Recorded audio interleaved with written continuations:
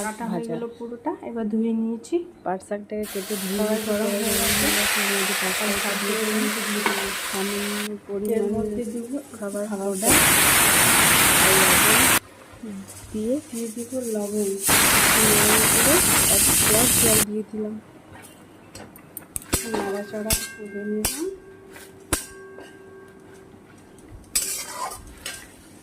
তার মধ্যে অ্যাড করে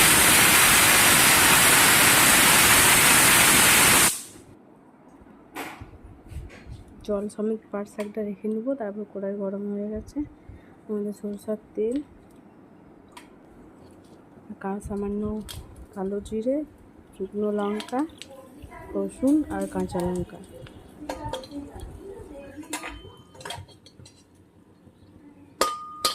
দিয়ে ভেজে নেবো। তার মধ্যে শাকটা দিয়ে দেবো।